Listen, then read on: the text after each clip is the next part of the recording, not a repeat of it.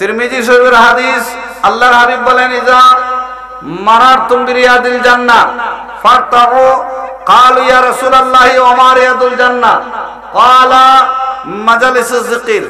আল্লাহর হাবিব সাহাবায়ে কেরামদেরকে উদ্দেশ্য করে বলেন, আমার সাহাবীরা যখন রিয়াদুল জান্নাহর পাশ দিয়ে যাইবা, ফারতাউ, রিয়াদুল জান্নাতে প্রবেশ করিও এবং বাগানের কিছু ফল ভক্ষণ করিও। বলেন সুবহানাল্লাহ।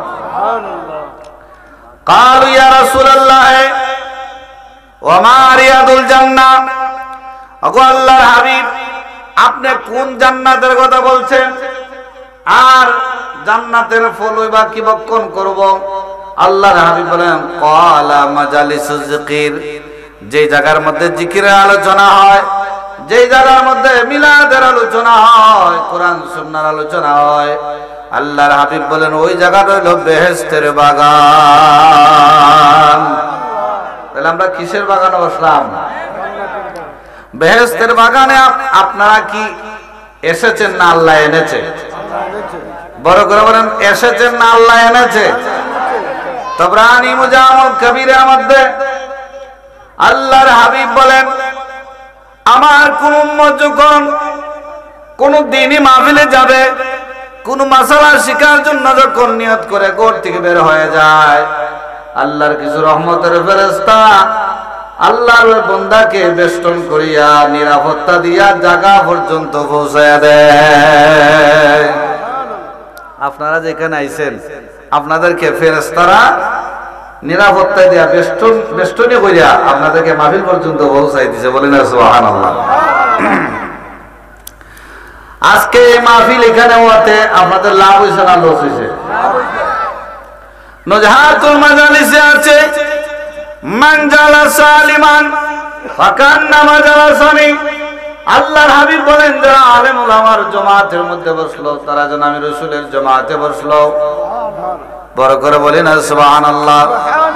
মান জালাসা আলিমান ফাকান্নামা জালাসানি ওয়া মান জালাসানি, আর যারা আমি রাসূলের জামাতে বসলো, আজলাসাল্লাহু ইয়াউমাল কিয়ামাতি ফিল জান্নাহ, আমার ওই উম্মত আমি রাসূলের সাথে আল্লাহর জান্নাত থাকবে। এখানে আলেম ওলামারা একের পর এক আসতেছেন, ঠিক না বেটি? নজহাতুল মাজালিসের একটা হাদিস শরীফ দেখলাম, আল্লাহর হাবিব বলেন, ইযা মাররাতাল আলিমু আওয়াল মুতাআল্লিমু আলা ক্বরিয়াতিন রাফাল্লাহু লাযাবা আন মাকবারাতি 40 ইয়াওমা। আল্লাহর হাবিব বলেন, যখন কোন আলেম অথবা তালিবুল ইলম যদি গ্রামের কোন রাস্তা দিয়া হাঁটে চলাচল করে, আলা ক্বরিয়াতিন, গ্রামের কোন রাস্তা দিয়া যদি চলাচল করে, রাফাল্লাহু লাযাবা, ওই গ্রামের মধ্যে যে কবরস্থান আছে, ওই গ্রামের কবরস্থানের কবরের আযাব আন মাকবারাতি 40 ইয়াওমা, আমার আল্লাহ 40 দিনের জন্য বন্ধ করিয়া দেয়। বড় করে বলি না সুবহানাল্লাহ। 40 দিনের জন্য বন্ধ করে দেয়। তাহলে আজকে মাহফিল হওয়াতে আলেম ওলামারা এই গ্রামে ঢুকছেন না? গ্রামে কবরস্থান আছে না বাজান? তো কবরের মোটা যারা আজকে মাহফিল হওয়াতে লাভ হয়েছে না লস হয়েছে? আসল সামনের দিকে যাই, সেই জান্নাতের বাগানে বসে আমরা আল্লাহর হাবিবের উপরে কয়েক মর্তবা দরুদ শরীফ পাঠ করেছি। আমার বন্ধুরা, আমার ভাইয়েরা, কয়েক মর্তবা দরুদ শরীফ আমরা পাঠ করেছি। দরুদ শরীফ পাঠ করলে আমার রাসূল খুশি হন, দরুদ শরীফ পাঠ করলে আমার রাসূল খুশি হন। দরুদ শরীফের দুইটা পদ্ধতি। আমভাবে যদি কেউ দরুদ শরীফ পড়ে, তার দরুদের, ওই উম্মতের দরুদ আমার রাসূলের কাছে ফেরেশতার মাধ্যমে পৌঁছায় দেওয়া হয়। সুবহানাল্লাহ। ফেরেশতার মাধ্যমে উম্মতের দরুদ আমার নবীর কাছে পৌঁছানো হয়। আর দালাইলুল খায়রাতের মধ্যে আছে, আল্লাহর হাবিব বলে, আমার কোন উম্মত যদি আমি রাসূলের মহব্বত, আমি রাসূলের ভালোবাসা নিয়ে যদি চোখের পানি ছেড়ে ছেড়ে যদি আমি রাসূলের উপরে দরুদ শরীফ পড়ে, আমার উম্মতের দরুদের আওয়াজ আমি রাসূল আমার নিজের কান মোবারক দ্বারা শুনি। শুধু তাই না, কোন দেশ থেকে দরুদ পড়ে, তার নাম কি, তার বাবার নাম কি, আমি রাসূল তাও জানি। আল্লাহর হাবিব বলেন, ইন্নাল্লাহা قد رفع لي الدنيا فانا انظر اليها والى ما هو قائم فيها الى يوم القيامه كانما انظر الى كف هذه। আমার রাসূল বলে, ইন্নাল্লাহ, নিশ্চয় আল্লাহ তাআলা, قد رفع لي الدنيا, এই যে বিশাল দুনিয়াটা আছে আল্লাহ আমার সামনে তুলে ধরেছেন। ফানা আনজুরু ইলাইহা, আমি রাসূল আমার চক্ষু মোবারক দ্বারা এখন থেকে দেখতেছি। বলেন সুবহানাল্লাহ। ইয়া রাসূলুল্লাহ, ইয়া হাবিবাল্লাহ, নবী গো, কতক্ষণ পর্যন্ত দেখবেন? আমার নবী ওয়া ইলা মা হুয়া কাইনুম ফিহা ইলা ইয়াউমিল কিয়ামাতি, কিয়ামত পর্যন্ত কি হবে, আরশে কি হবে, লামকানে কি হবে, ইল্লিনে কি হবে, সিজ্জিনে কি হবে, জাবারুতে কি হবে, লাহুতে কি হবে, মালাকুতে কি হবে, কাবা কাউসাইনে কি হবে, আরশে আজিমে কি হবে, জান্নাতে কি হবে, জাহান্নামে কি হবে। আল্লাহর হাবিব বলেন, ইলা ইয়াউমিল কিয়ামাতি কান্নামা আনজুর ইলা কাফি হাযি, আমি রাসূল আমার হাতের তালু দেখতে যেমন কোনো অসুবিধা নাই, আল্লাহর হাবিব বলেন আল্লাহর গোটা সৃষ্টি জগৎটাকে আমি রাসূল এখন থেকে দেখতেছি, কিয়ামত পর্যন্ত আমার হাতের তালুর মতন দেখতে থাকব। বড় করে বলি সুবহানাল্লাহ। বিশ্বাস আছে না নাই? আমার রাসূল উম্মতের আমলের প্রতি আমার নবীর নজর আছে। এই জন্য আল হাউলিল ফতুয়ার মধ্যে ইমাম জালালউদ্দিন আসসুইতি রাহমাতুল্লাহ আলাইহি একখান হাদিস শরীফ আনছেন। ইমাম জালালউদ্দিন সুইতি বলেন, আল্লাহর হাবিবের ইন্তেকাল মোবারকের পরে, ওফাত মোবারকের পরে আল্লাহর হাবিব 5টা ডিউটি করেন। কয়টা ডিউটি? 5টা ডিউটি করেন। এর মধ্যে একটা ডিউটি হলো উম্মতের ভালো মন্দ আমল আমার নবীর কাছে পৌঁছানো হয়। আমার নবী যখন উম্মতের আমলের মধ্যে ভালো কিছু দেখেন আল্লাহর প্রশংসা করেন, আর যখন আমলের মধ্যে গুনাহ দেখেন আল্লাহর দরবারে উম্মতের পক্ষ থেকে ইস্তেগফার পাঠ করেন।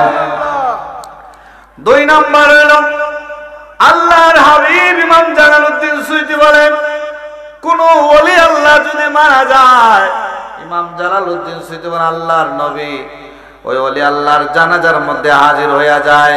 এখন প্রশ্ন আসতে পারে, ও মাওলানা সাহেব, আল্লাহর হাবিব যেই জানাজার মধ্যে হাজির হইব তুমি কিভাবে নামাজ পড়াইবা? তুমি এই জানাজার মধ্যে যে নামাজ পড়াও তো তোমার মতন বেয়াদব আর এই জমিনে হতে পারে না। ও ভাই বাবারা শোনো, ইমাম জালালউদ্দিন হাদিসের ফেস ভাঙ্গা বলে দিয়েছেন, আল্লাহর হাবিব ওলি আল্লাহর জানাজার মধ্যে শরীক হয় নামাজ পড়ার জন্য নয়, পড়ানোর জন্য নয়। আল্লাহর হাবিব হাজির হইয়া ওই জানাজাকে আল্লাহর দরবারে কবুল এবং মঞ্জুর করায়া নেন।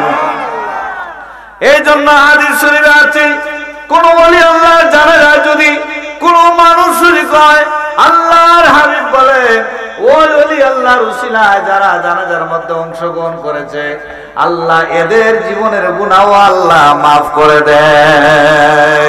একটু বড় করে বলি না সুবহানাল্লাহ। আল্লাহুম্মা সাল্লি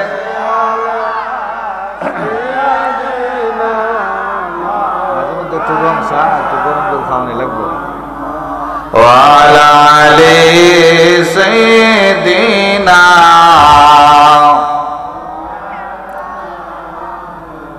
বাবা বন্ধুরা, সেই নবীর জান্নাতের বাগানের মধ্যে বসে আমরা আল্লাহর হাবিবের উপরে দুরূদ শরীফ পড়েছি। শানে হাবিবুর রহমান সাল্লাল্লাহু আলাইহি ওয়াসাল্লাম নামক কিতাবের মধ্যে হাকিমুল উম্মত মুফতি আহমদ আল-কান্নাইমি আলাইহি রাহমা ঘটনা আনছেন।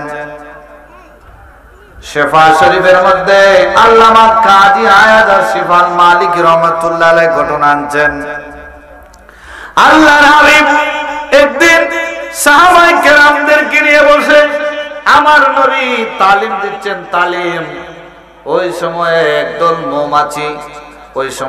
মৌমাছি আমার নবীর সামনে দিয়ে উড়ে উড়ে যায়। আমার নবী মধুবুকের দলের সর্দারকে উদ্দেশ্য করে আমার নবী যখন ডাক দিলেন, আমার নবী যখন আহ্বান করলেন, মধুবুকের সর্দার আমার নবীর সামনে বিনয়ের সাথে আদবের সাথে আমার নবীর সামনে আসিয়া বলে, ইয়া রাসূলুল্লাহ, নবী গো, ও মায়ার নবী, দয়ার নবী, আমাকে কেন ডাকছেন? আপনারা বলেন তো দেখি, মধুবুক আমার নবীর ডাক শুনে কি শুনে না? মধুবুকের ভাষা আমার নবী বুঝে কি বুঝে না?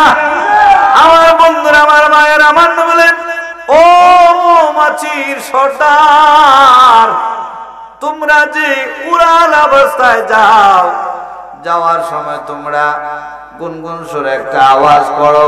তোমাদের এই স্বভাব, এই আওয়াজটাকে বন্ধ করে চলতে পারো না। মধুবুকের সর্দার ডাক দেয়া কয়, ইয়া রাসূলুল্লাহ, ইয়া হাবিবাল্লাহ, নবী গো, ও মায়ার নবী, দয়ার নবী গো, আমরা মৌমাছির দল, আমরা যখন বাসা থেকে বের হয়ে যাই, আমরা মধুর পানি আহরণ করার জন্য, নবী গো, আমরা উড়াল অবস্থায় আমরা গুনগুন সুরে আওয়াজ করি, ইয়া রাসূলুল্লাহ, ইয়া হাবিবাল্লাহ, মায়ার নবী, দয়ার নবী, আমরা কিসের আওয়াজ করি? নবী গো, আপনি তো ভালো করে জানেন।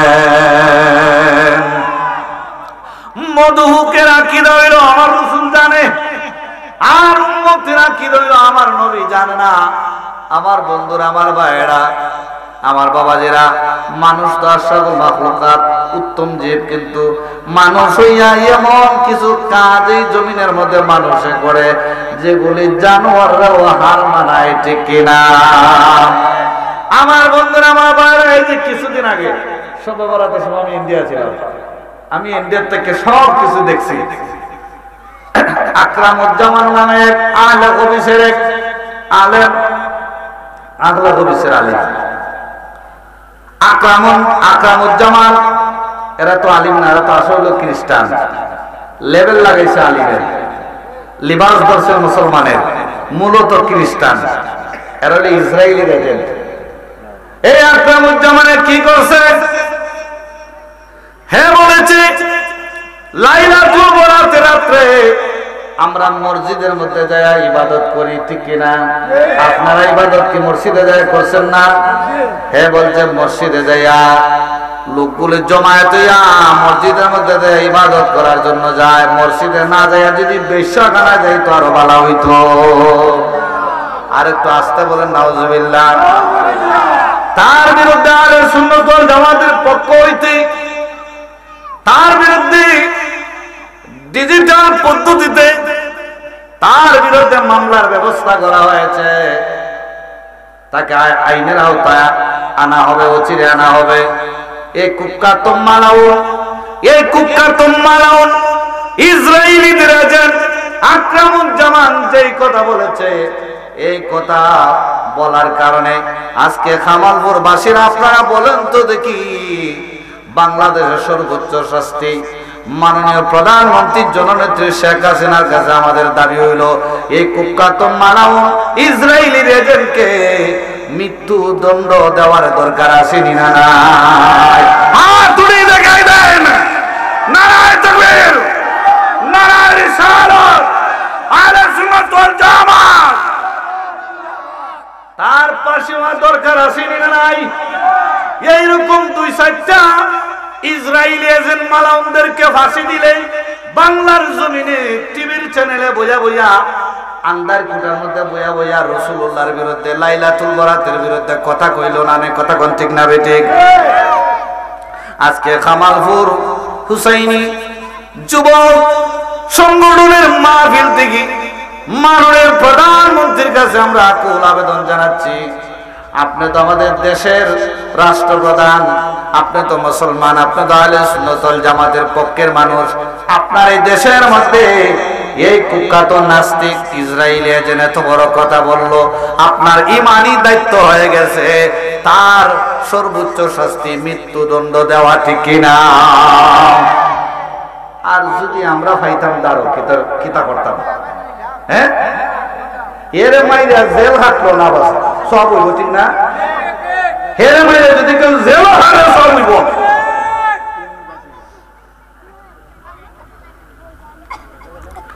আমার বন্ধুরা, আমার ভাইরা, কি বলছিলাম? আল্লাহর হাবিব সরে কায়নাত মধুবুককে বলে, মধুবুক তুমি তোমার জবানে বলো এটা কিসের আওয়াজ করো?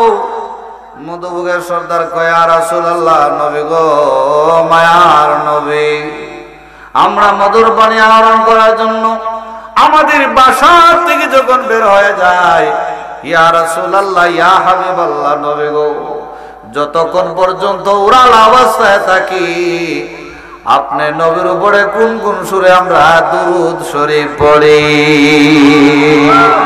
আল্লাহুম্মা সাল্লি সাইয়্যিদিনা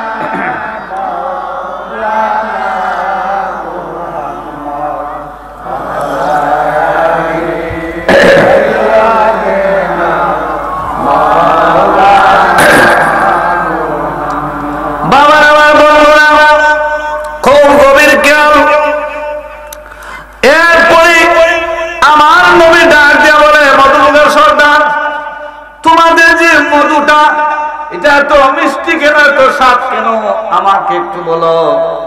মধুবুকের সর্দার কয়, নবী গো, তাও তো আপনি ভালো করে জানেন, সুবহানাল্লাহ বলেন না?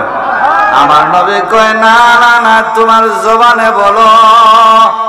মধুবুকের সর্দার কয়, নবী গো, মায়ার নবী, চিৎকার মেরে বলেন আল্লাহু আকবার। মধুবুক কয়, নবী গো, আমরা মধুর পানি আহরণ করিয়া আমরা আমাদের বাসার মধ্যে যখন নিয়ে যাই, বাসার মধ্যে পানিগুলা রাখার পরে আপনি নবীর উপরে যখন কয়েক মর্তবা দুরূদ শরীফ পড়ি, দুরূদ শরীফ পড়া মাত্র এটা মধুয়ে পরিণত হয়ে যায়। আমার বন্ধুরা, আমার ভাইরা, দুরূদ শরীফ বলে লাভ হয় না লস হয়?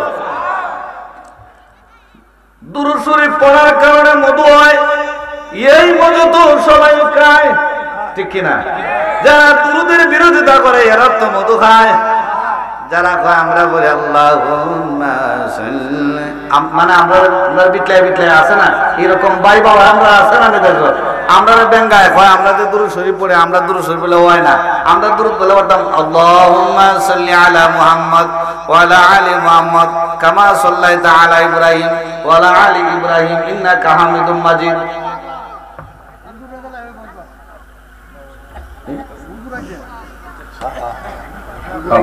আচ্ছা আসেন, বসেন বসেন, যাই না বাবা, জায়গা আছে। আচ্ছা, এখন আমরা দুরূদ শরীফ পড়লে এরা আমরা দুরূদ শরীফ বেঙ্গায় দুরূদ শরীফ পড়ি। যে দুরূদ শরীফ পড়ার কারণে বিভিন্ন ফলের রস, পানি, মধু হয়। এই মধু তো আমরা সবাই খাই না নি? মধু খাইলে কত মজাদে লাগে, কিন্তু মধুটা যে আমরা গ্রামের বাসায় আমরা মুরব্বীরা কইতা সিন্নি খাইলাম আর খার উচিলায় মোল্লা চিল্লায় না, অর্থাৎ মধু খাইলায় খার উচিলায়, খার উপরে দুরূদ পড়ার কারণে এটা মধু হইছে, এটা বুঝলাম না। কিন্তু মধু তো খুব মিষ্টি, খাইলে তো ভালোই লাগে। কদ্দুর যদি কেউ আল্লাহর রাস্তা খাওয়া যায় তারও বেশি মজা লাগে। এক চামচ দেওয়া পরে আর এক চামচ দেওয়া মজা লাগছে, আছে না? এরকম আমরা যেমন মুখে মানি অন্তরেও মানি, আমরা সামনে যেরকম পিছু এরকম, মানে দুনিয়ার লোভে বলে আমরা কোনো ব্যতিক্রম কোনো অবস্থানে আমরা যাইতাম পারি না। আমি ভারতে আমার দুইটা মাহফিল, কিন্তু নদুয়ার মাহফিল হয়ে গেছে। নদুয়া বুঝেননি? ইন্ডিয়াতে ওয়াহাবির এরা নদুয়া হয়, আমরা দেশে কই ওয়াহাবি, এরা কয় নদুয়া। দুইটা মাহফিল আমার নদুয়া করছে। আমি যাওয়ার পরে তারা দেখছে, এখন আমি তো আহলে সুন্নাত ওয়াল জামাতের লোক, আমার দাওয়াত দত্তক ফেসে করছে। আর আমি তো এই গুলালের মতন ওয়াজও করতাম না, সমস্যা নাই। কমিটিরা খুব রিকোয়েস্ট করছে, হুজুর আপনি আমরা মেহমান আইছেন, আপনি আমরা ইজ্জত সম্মান ঠিক রেখে যেভাবে পারেন আপনি আলোচনা করবেন। আমার উপর সবাই দিয়ে দিলাইছে। আলহামদুলিল্লাহ আলোচনা শেষে আমি যেটা করি এটা তোমার কেউ আটকে যাচ্ত না, কারণ আমি ক্যাম করি, আমি ক্যামরে ভালো হয়, এটা আমার কাছে মজা লাগে। কেউ যদি করে না বাড়িতে বয়ে দাও, কারণ আমি জোর করি না, করাইতে রাজি না। কিন্তু কেউ যদি ক্যামের বিরোধিতা করে তাহলে এটার উপযুক্ত জবাব দেওয়ার দরকার আছে, ঠিক না বেটি? দাঁড়ায় ক্যাম্প করছি এবং সারা ওই ঈদল একজনও নাই। আমি যখন দাঁড়াই গেছি দেখেন বাবা শাহজালালের কি কেরামত। আমি বললাম বাবা শাহজালালের দেশের মুসাফির মানুষ, 2 ঘন্টা আলোচনা করলাম, আপনাদেরকে নিয়ে একটু সময় একটু ক্যাম্প করতাম চাই, মহব্বতে একটু দাঁড়াই যাবেন। আলহামদুলিল্লাহ সবাই দাঁড়াই গেছে, সবাই দাঁড়াই গেছে, সবাইকে নিয়ে ক্যাম্প করে দোয়া করে আসলাম। যে যেটা অন্তর থেকে মহব্বত করে উইটার দিকে দাবিত হয়। আকরামুজ্জামান তার জন্মটা হয়তো মনে হয় বেশ্যাখানায়, লাইলাতুল বরাতে বেশ্যাখানার সাথে উদাহরণ কেমনে দেয়? নাউজুবিল্লাহ বলেন না,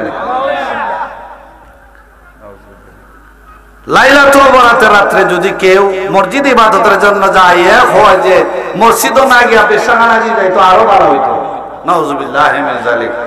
এই সমস্ত নাস্তিক বেঈমান মালাউনরা কোন সময় কোন দিক দিয়া আইতো পারে, আপনাদের এলাকা তো আইতো পারে, আজকে না হয় 20 বছর বড় এর কোন ছায়া এইদিকে আসতে পারে। আপনারা সতর্ক থাকার জন্য বলছি, আপনাদের সন্তানদেরকেও সতর্ক থাকার জন্য বলছি। ইসরায়েলের এজেন্ট যদি দেখেন দুটাইটা বাইরেতে এই হামালপুর থেকে বাইর করে দেবেন, ঠিক কিনা? ইসরায়েলের এজেন্ট এই হামালপুরের জমিনে ঠাই নাই।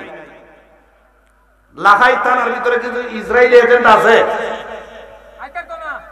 খামালপুরে যাতে কোনো সময় না ঢুকতে পারে। আল্লাহ পাক যেন সকলের ঈমান আমল হেফাজত করে, সকলে আমিন। একটু দরুদ পড়ুন, আল্লাহুম্মা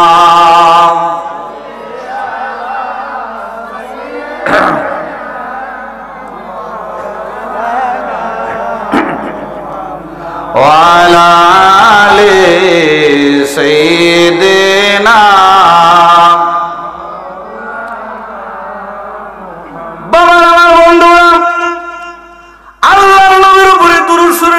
কারণে বিভিন্ন ফলের রস এটা মধু পরিণত হয়। আল্লাহর নবী জিকিরে জামিলের মধ্যে হযরত ওয়াহাব ইবনে মুনাফফার রাদিয়াল্লাহু তাআলা আনহু হতে বর্ণিত একটা হাদিস, আল্লামা শফি কুরাবি রাহমাতুল্লাহ আলাইহি একটা হাদিস শরীফ আনছেন, ওনার কিতাবে নকল করেছেন।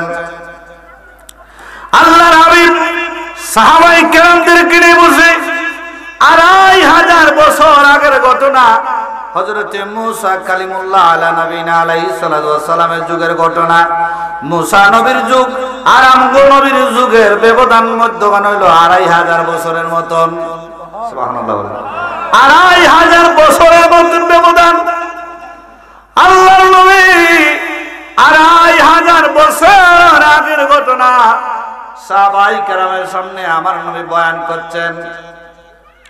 আমার নবী সাহাবায়ে কেরামকে বলেন, ও আমার সাহাবীরা তোমরা শোনো, মুসা নবীর যুগে একজন উম্মত ছিল। মুসা নবীর 200 বছর হায়াতে জিন্দেগি ছিল। হায়াতে জিন্দেগি গুজারার পরে লোকটা যখন মারা যায়, কম সাক্ষী দিল মুসা নবীর কাছে, ওই লোকটা আল্লাহর নাফরমানি 200 বছর করেছে, তার কোনো কাফন দাফনের প্রয়োজন নাই, তারা ময়লা তুফের মধ্যে আবর্জনার মধ্যে নিক্ষেপ করা হোক। কওমের সাক্ষী অনুযায়ী, গ্রামের মানুষের সাক্ষী অনুযায়ী মুসা নবী তাই সিদ্ধান্ত নিলেন, ওই লোকটাকে কওমের মানুষ ময়লা তুফের মধ্যে আবর্জনার মধ্যে নিক্ষেপ করে ফেলে দিল। আল্লাহ রাব্বুল আলামিন সঙ্গে সঙ্গে হযরত জিবরাইল আলাইহিস সালামকে আল্লাহ রাব্বুল আলামিন মুসা নবীর কাছে পাঠাইলেন, ও জিবরাইল জলদি করে আমার নবী মুসার কাছে যা, যাইয়া আমার নবী মুসা কি বলো, আমার ওই বান্দার লাশ যেন ময়লা তুফ থেকে, ময়লা আবর্জনার থেকে যেন আমার নবী মুসা উঠায় যেন গোসল করায়া কাফন দাফনের ব্যবস্থা করে। আমার বন্ধুরা, আমার ভাইয়েরা, মুসা নবী বলে, আল্লাহ কম সাক্ষী সাক্ষী দিল লোকটা 200 বছর তোমার নাফরমানি করেছে। ও আল্লাহ, আমি তার লাশ কিভাবে উঠাই, কিভাবে কাফন দাফনের ব্যবস্থা করে? আল্লাহ কয় আমি যা বলেছি তাই করো। মুসা নবী আল্লাহর ফরমান অনুযায়ী সবকিছু করার পরে এই ঘটনাটা, এই রহস্য জানার জন্য কুয়েতর পাহাড়ের মধ্যে চলে গেলেন। আল্লাহকে জিজ্ঞাসা করবেন, আল্লাহ এই ঘটনার রহস্য কি আমাকে বলেন। এই উদ্দেশ্য জানার জন্য কুয়েতর পাহাড়ের মধ্যে গেলেন। যাই আল্লাহর কাছে সওয়াল জল শুরু করলেন, আল্লাহ আপনার বান্দা এমন কি আমল করেছে যে আমলের কারণে আমি মুসা তার গোসল এবং কাফন দাফনের ব্যবস্থা করতে হয়েছে। আমার আল্লাহ কয়, মুসা রে মুসা, আমি যে তোমারে তৌরাত কিতাব দিয়েছি, ওই তৌরাত কিতাবের ঘটনা তুমি শোনো। তোমারে যে আমি তৌরাত কিতাব দিয়েছি, আমার বান্দা গুনাহগার, এটা সত্য। আমার বান্দার জীবনে কোনো আমল নাই, তাও সত্য। কিন্তু আমার বান্দার মধ্যে একটা গুনাহ ছিল। আমার বান্দা যখন রাত্রে ঘুমাইতো, ঘুমানোর পূর্বে তৌরাত শরীফটা খুলে খুলে পাতাগুলি উল্টায়া উল্টায়া দেখতো। যত জায়গায় আমার মাহবুব নবীর নাম মোবারক আইছে, তত জায়গার নামের মধ্যে সুমা খাইয়া শৌকে মালিশ করছে। বড় করে বলি সুবহানাল্লাহ। ও মুসা, আমার বান্দার 200 বছরের গুনাহটা একদিকে রাখলাম, আর আমার হাবিবের মহব্বতের সময় একদিকে রাখলাম। রাইকা দেখি রে মুসা, যেই নবীরে না বানাইলে আমি আল্লাহ এই পৃথিবী বানাইতাম না। আমার সেই বন্ধু নবীর মহব্বতের সুমার ওজন বেশি হইয়া গেছে। আমি তার 200 বছরের গুনাহ মাফ করে দিলাম। শুধু তাই না, আমি তার 20 জান্নাত দান করলাম। জান্নাতে খেদমত করার জন্য 70 জন হুর স্ত্রী দান করলাম। সুবহানাল্লাহ। নবীর প্রেমিকেরা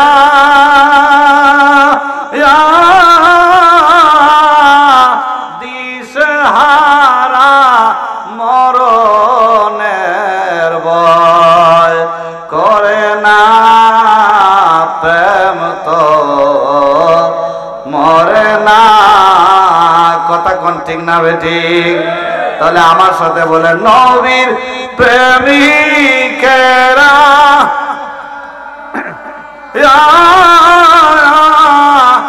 দিশেহারা মরণের ভয় করে না, প্রেম তো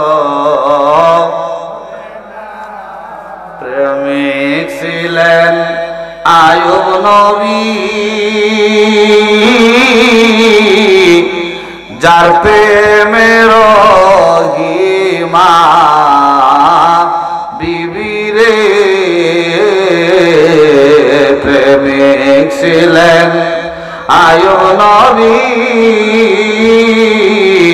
যার প্রেমের গিমা বিবিও। ওরে 18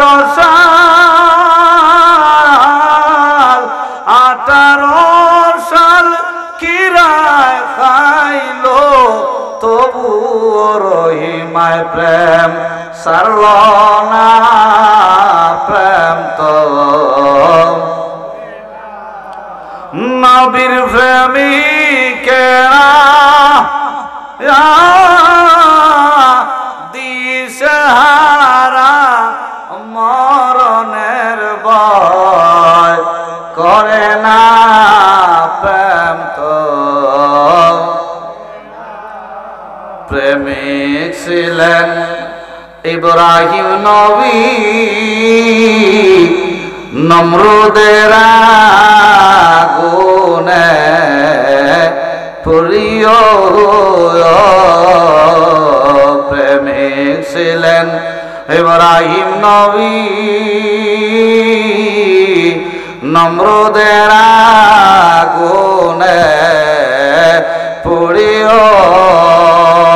ওরে আগুন হইল,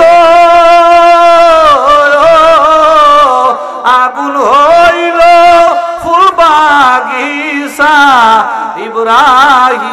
নবী জ্বলে না রে প্রেম তো নবীর প্রেমিকেরা মাশাআল্লাহ মহব্বতে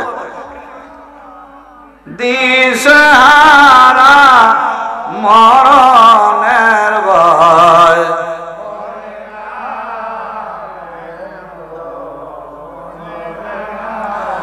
প্রেমিক ছিলেন মুসা নবী কুহে তুরে গেলেন সলিও প্রেমিক ছিলেন মুসা নবী কুহে তুরে গেলেন সলিও ওরে আল্লাহর নূরে আল্লাহর নূরে পাহাড় জ্বলে মুসা নবী কেন জ্বলে না রে প্রেম তো নবীর প্রেমিকেরা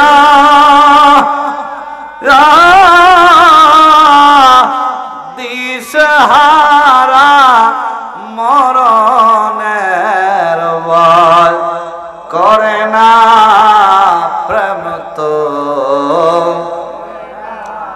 প্রেমিক ছিলেন ওয়াইসাল কারনী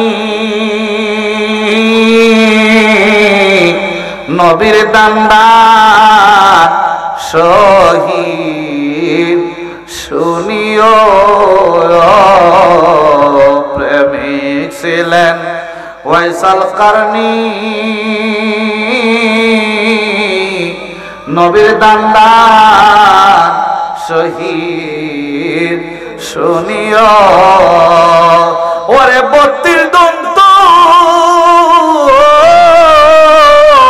32 দন্ত ফালায়া দিল একটি দাঁত রাখল না প্রেম তো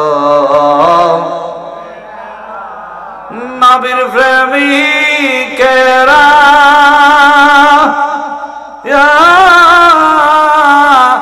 দিশহারা মরণের ভয় প্রেম তো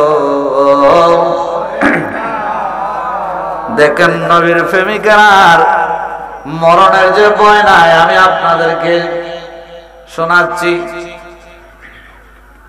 নবীর প্রেমিক উহুদের যুদ্ধ যেদিন হবে উহুদের যুদ্ধ যেদিন কায়েম হবে উহুদের যুদ্ধের আগের দিন নবীর সাহাবী হযরতে হানজালা রাদিয়াল্লাহু তাআলা নতুন বিয়ে করেছেন নতুন বিয়ে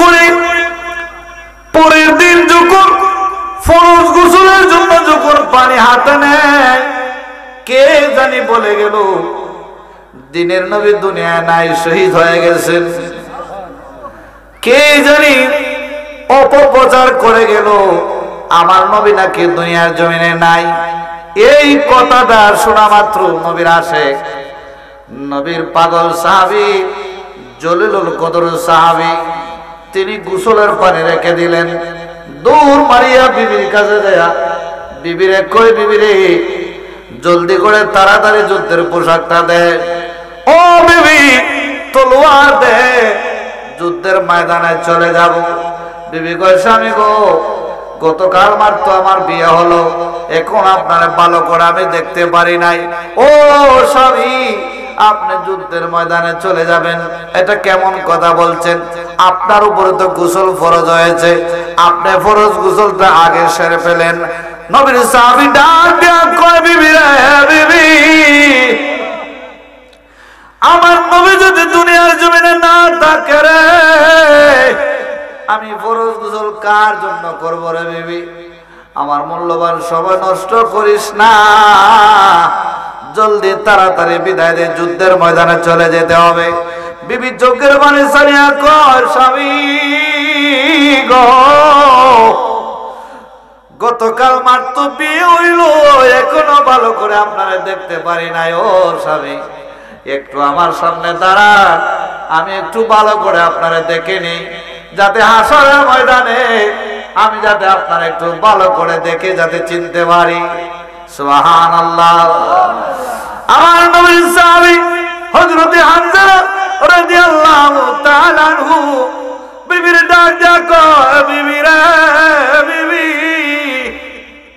ও আমার বিবি, আমার এই মূল্যবান সময় নষ্ট করিও না, তলোয়ার দেব, যুদ্ধের ময়দানে চলে যেতে হবে।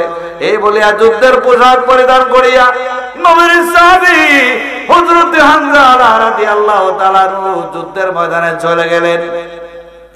যুদ্ধের ময়দানে চলে গেলেন, অনেক বেঈমান কাফেরদেরকে কতল করার এক পর্যায়ে তিনি নিজেও শহীদ হয়ে গেলেন। যুদ্ধ যখন শেষ হয়ে গেল, আল্লাহর নবী সাহাবায়ে কেরামদেরকে নির্দেশ জারি করলেন, যুদ্ধের ময়দানে আমার যত সাহাবায়ে কেরাম শহীদ হয়েছে তাদের লাশগুলো একত্রিত করো, তাদের লাশগুলো একত্রিত করো। আমার বন্ধুরা, আমার ভাইয়েরা, সকল সাহাবীদের শহীদ যারা হয়েছে তাদের লাশগুলো একত্রের কাজ চলছে।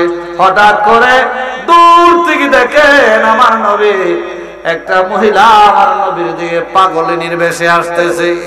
আমার নবীর সামনে আসিয়া মহিলা কয়, নবী গো, ইয়া রাসূলুল্লাহ, ইয়া হাবিবাল্লাহ, নবী গো, আমার স্বামীর বিনা গোসলে দাফন করবেন না গো নবী।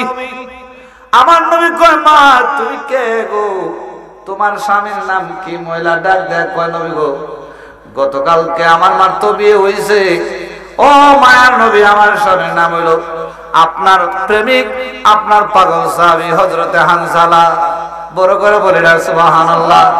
আমার নবীর কাছে মহিলা ডাক দেয়, কয়, নবী গো, আমার স্বামীকে কেন বিনা গোসলে দাফন করবেন না জানেন?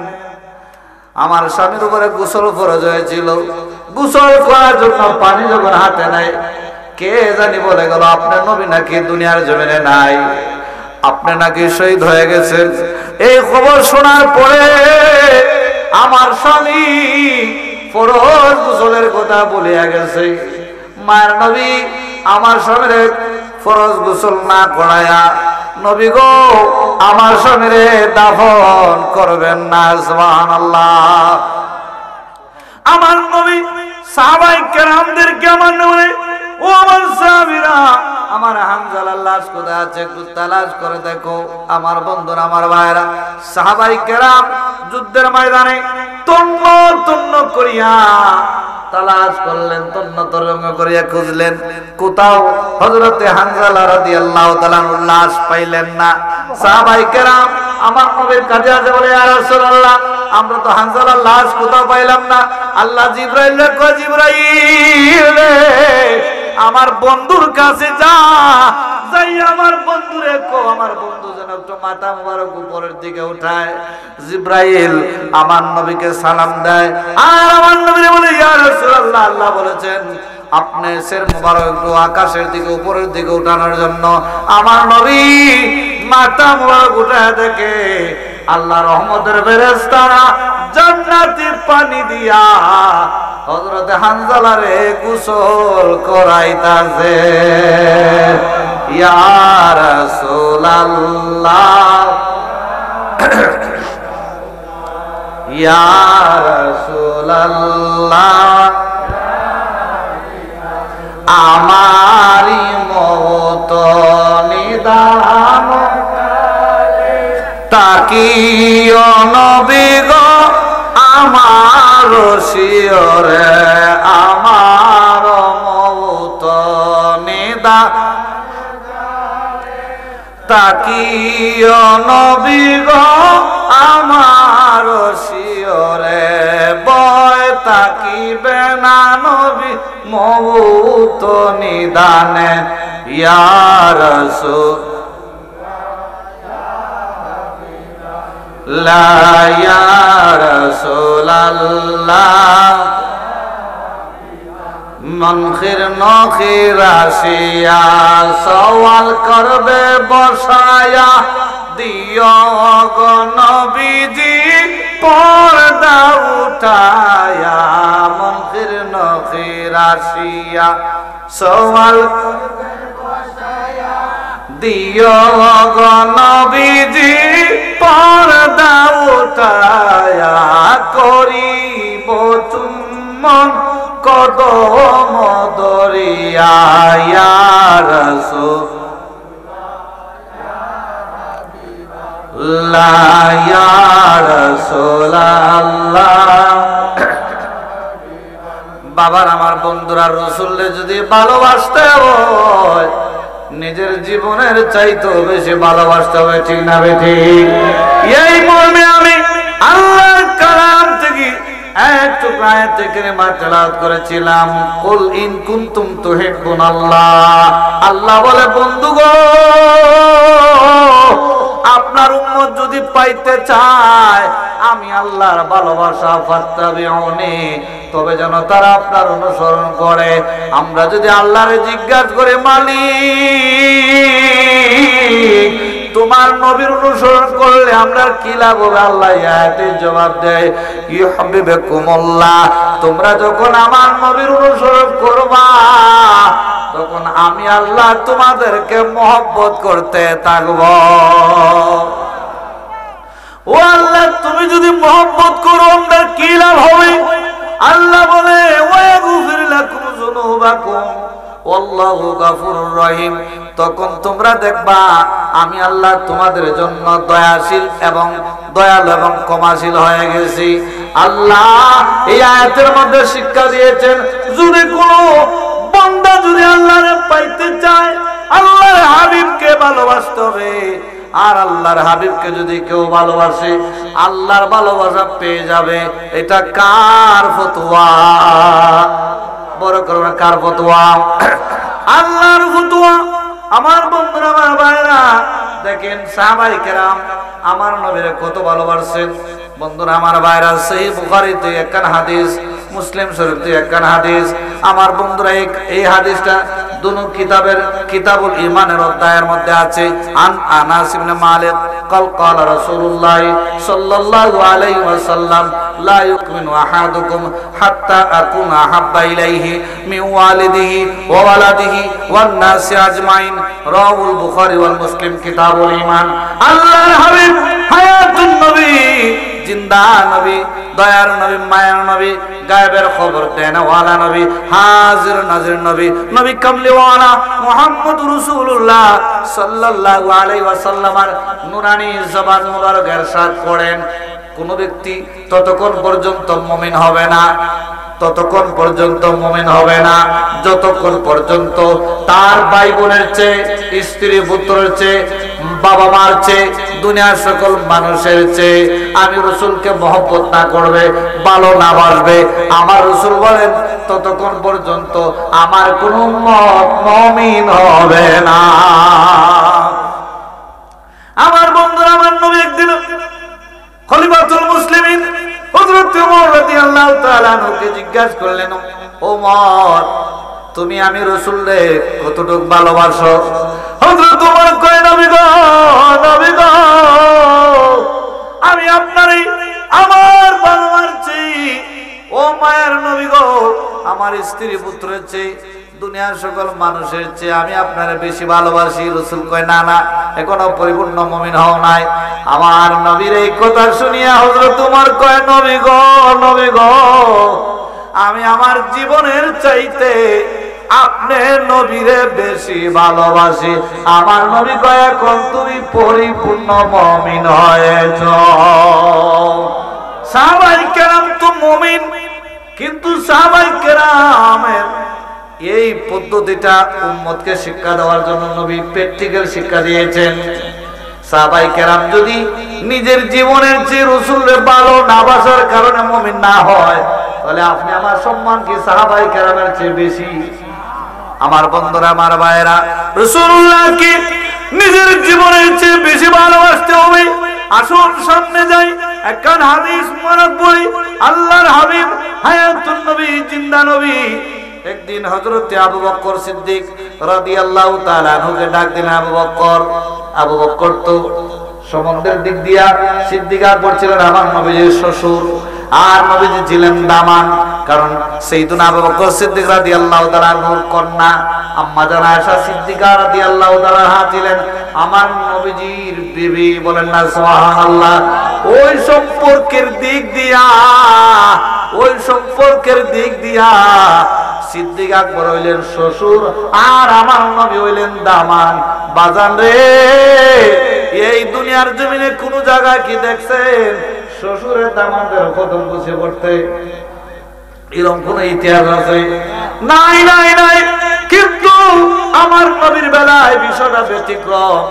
আমার নবী যদিও দামান, আবু বকর সিদ্দিক যদিও শ্বশুর, কিন্তু আবু বকর সিদ্দিক কয় আমার আব্বা আম্মা আমার রাসূলের উপরে কুরবান হোক, আর আমি আবু বকরের 2 হাত নয়, আমার 2 টুট নয়, আমার মাথা যা কিছু আছে সব আমার নবীর কদমের নিচে।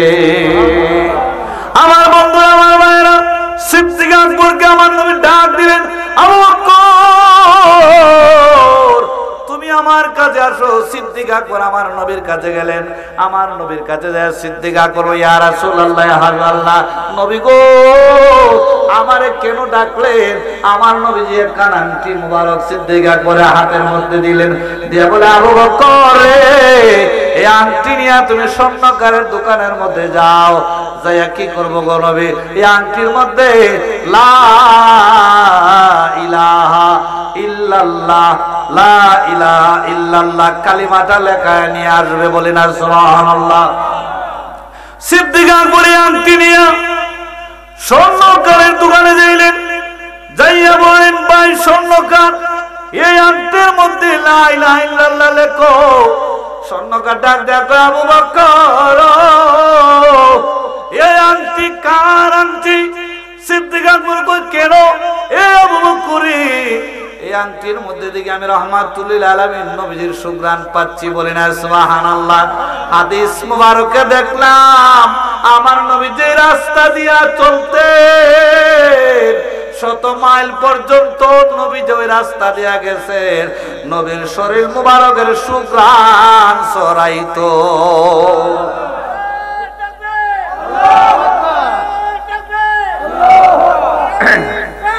ইয়া রাসূলুল্লাহ। আমার বন্ধু, আমার ভাইরা, আমার নবী কি আমাদের মতন মানুষ? আমাদের নবী কি আমরার মতন মানুষ? আমরা কি নবীর মতন? আর নবী কি আমরার মতন? না না না।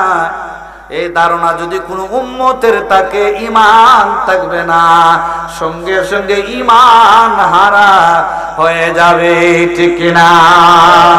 আমার বন্ধুরা, আমার ভাইরা, আমার নবী আমার নবীর সাথে পৃথিবীর কোন মানুষের তুলনা নাই। আমার নবী বেনজির নবী, বেমিসাল নবী। নবীর সাথে কোন নজির, কোন উদাহরণ, কোন মিসাল এই দুনিয়ার জমিনে কারো চলবে না। আমার বন্ধুরা, আমার ভাইরা, কি বলছিলাম? আল্লাহর নবীর সাহাবী সিদ্দিক আকবর স্বর্ণকারের দোকানে গেলেন, আংটি যখন দিলেন, স্বর্ণকার আংটির মধ্যে লা ইলাহা ইল্লাল্লাহ লেখা শেষ। এবার স্বর্ণকার কয়, আবু বকর আমি তো লা ইলাহা ইল্লাল্লাহ লেখা শেষ করলাম। সিদ্দিক আকবর পেরেশানি পড়ে গেলেন, টেনশনে পড়ে গেলেন। কি টেনশন? আমার নবী, হায় হায়, আমার নবী বলেছে লা ইলাহা ইল্লাল্লাহ লেখার জন্য, কিন্তু আমি আবু বকর তো জানি আমার নবীর নাম লা ইলাহা ইল্লাল্লাহর সাথে মুহাম্মদুর রাসূলুল্লাহ আরশের পায়ায় লেখা, হুরগিল মানদের চোখের পুতলিতে লেখা, আদম নবীর 2 স্কন্ধে লেখা, জান্নাতের চৌকাঠে লেখা। আমার বন্ধুরা, আমার ভাইরা, সিদ্দিক আকবর কয় যেই নবীর নাম আল্লাহর নামের সাথে আজানে আছে, একামতে আছে, কালিমায় রয়েছে, আমার নবী যদিও বলেছে লা ইলাহা ইল্লাল্লাহ লেখার জন্য, কিন্তু আমি আবু বকর পারবো না আল্লাহর নাম থেকে আমার নবীর নাম আলাদা করতে। এ স্বর্ণকার ভাই, তুমি লা ইলাহা ইল্লাল্লাহ লেখছো, এবার তুমি মুহাম্মদুর রাসূলুল্লাহ লেখো। বড় করে বলি সুবহানাল্লাহ। মুহাম্মদুর রাসূলুল্লাহ লেখো।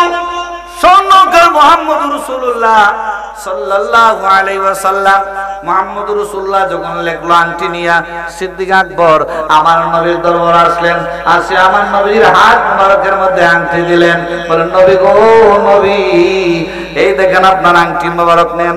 আমার নবী আংটি মোবারক হাতের মধ্যে নিলেন।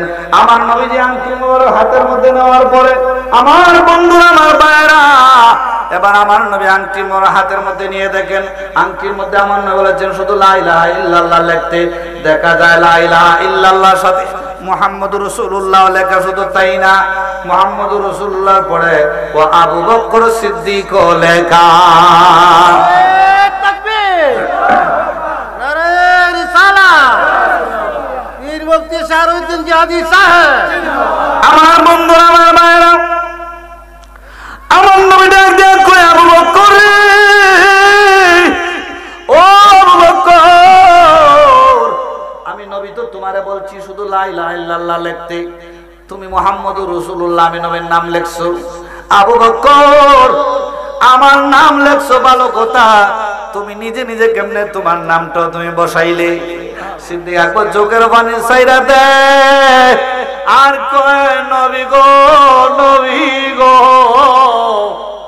আল্লাহর নামের সাথে আপনার নাম আমি ইচ্ছা করে আর লিখছি গো নবী, কিন্তু আমার নাম তো আমি লেখি নাই। আল্লাহ জিবরাইল রে কয় জিবরাইল ও জিবরাইল রে আমার বন্ধুরে জানায় দে, আমার বন্ধুরে এলান করে দে জিবরাইল রে যে আবু বকর আমি আল্লাহর নাম থেকে আমার বন্ধুর নাম আলাদা হোক আবু বকর চাইল না। আবু বকর আমার নবীর উম্মত হইয়া নবীর সাহাবী হইয়া যদি নবীর এত ভালোবাসতে পারে আমি আল্লাহ কি আমার নবীর সাহাবী আবু বকরকে ভালোবাসতে পারি না? আমার আল্লাহ কয় জিবরাইল আমার বন্ধুরে জানায় দে আমি আল্লাহ চাই না আমার বন্ধুর নাম মুবারক থেকে আবু বকরের নাম আলাদা হোক, আমি আল্লাহ কুদরতি ভাবে আবু বকরের নাম আমার বন্ধু নবীর নামের পাশে বসাইয়া দিছি। তাকবীর, নারে রিসালাত, পীর মুফতি শাহরুদ্দিন জিহাদি সাহেব। আমার বন্ধু আমার ভাইরা নবীরে যদি ভালোবাসতে হয় নিজের জীবনের চাই তোমরা বেশি ভালোবাসবো, ঠিক কিনা? নবীরে যদি মানতে হয় মানার মতন মানবো, নবীরে যদি জানতে হয় জানার মতন জানবো। কারণ রাসূলের শানে যদি কেউ চুল পরিমাণ গুস্তাখি করে তার জীবনের সকল আমল বরবাদ হয়ে যাবে। আমার বন্ধুরা নবীরে ভালোবাসলে কি দাম কি সম্মান বাড়ে দেখেন। আপনারা কি বেজার হচ্ছেন? আজকের মাহফিলে প্রধান অতিথি আমার ভাইজান মুফতি হাসানুর রহমান হুসাইন নকশবন্দি সাহেব তো আসবে, তিনি তো আরো কঠিন ভাষায় আলোচনা করবে।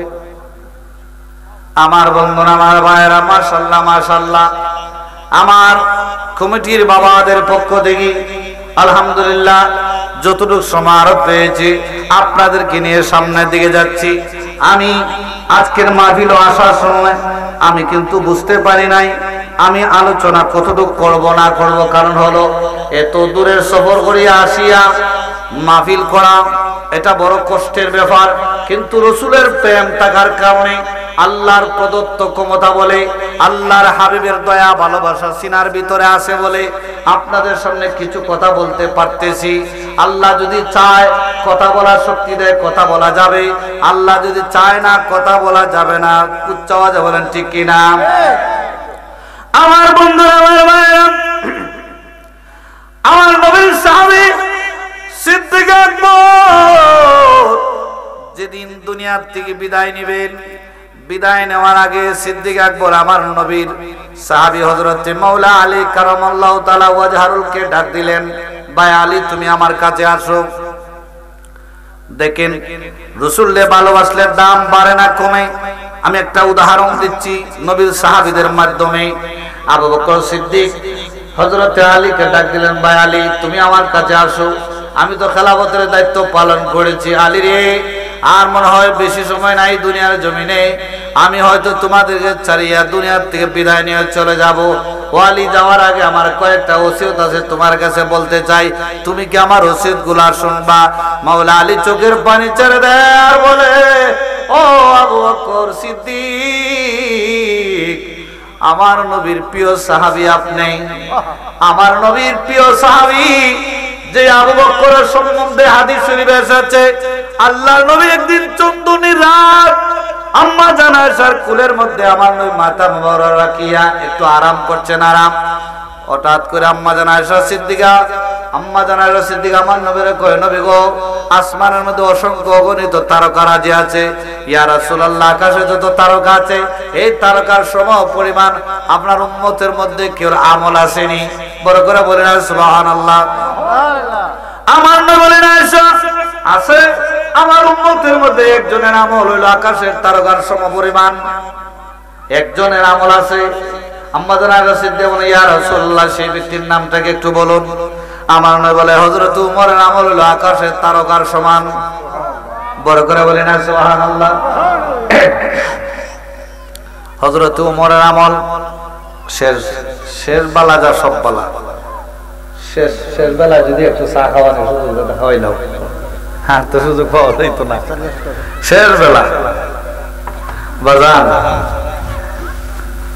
আমি গুনাহগার মানুষ, অন্তর থেকে দোয়া করে যাব আপনাদের জন্য, এই এলাকায় যাতে প্রতি বছর নয়, শুধু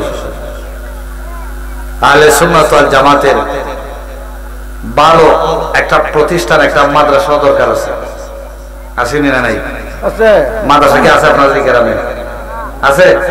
মাহফিল করে লাগাই যেত না, মাহফিল করে সুন্নিয়ত ধরে রাখুন যেত না, সাপ পড়তা হোক, মাহফিল করে সুন্নিয়ত ধরে রাখুন যেত না। সুন্নিয়ত ধরে রাখতে গেলে মাদ্রাসার বিকল্প নাই।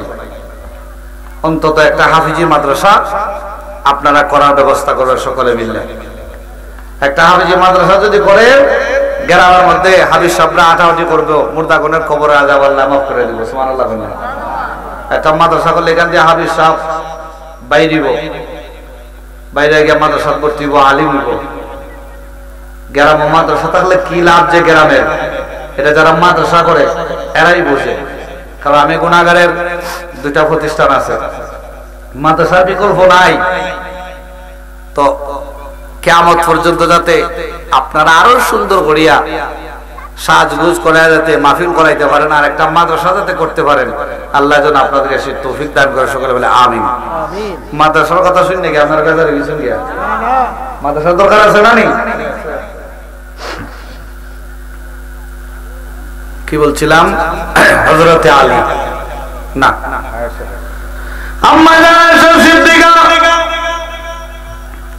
হযরতে ওমরের কথা শোনার পরে মনটা আর বেশি বালা থাকার কথা না, মনটার বেশি বালা থাকার কথা না।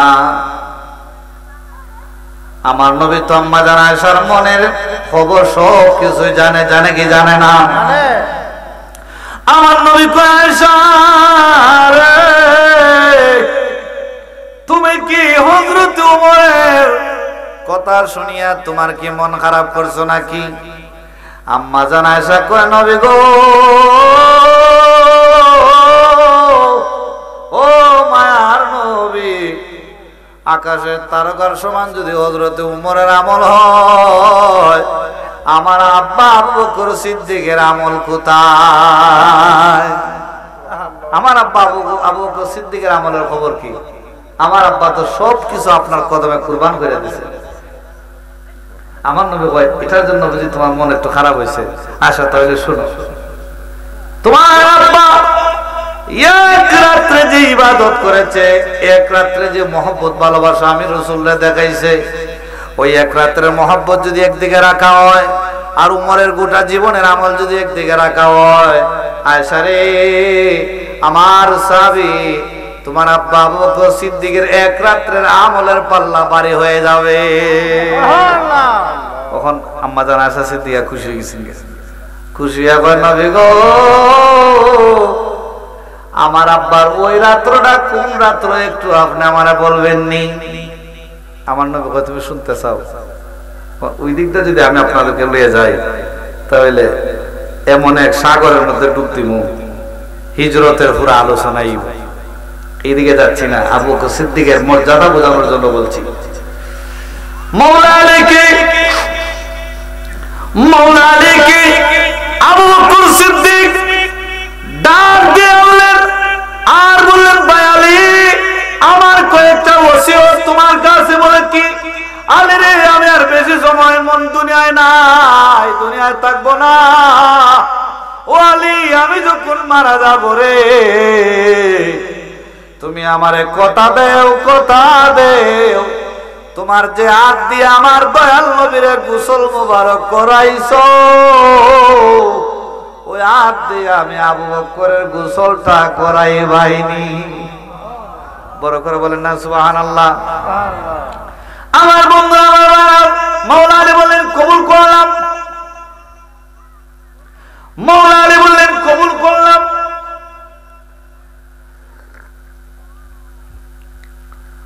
সিদ্দিক আকবর বলেন, দ্বিতীয় ওসিয়ত, আলী, যে হাত দিয়ে আমার নবীজিরে কাফন মুবারক পরাইছো রে আলী, সে হাত দিয়ে আমার কাফনটা তুমি পরাইবাইনি। সুবহানাল্লাহ বলেন না। আলী রে, আমার 3 নম্বর ওসিয়ত, আমারে কাফন পরায়া আমার লাশ আমার নবীজির রওজা মুবারকের সামনে নিয়ে রাখবে রে আলী।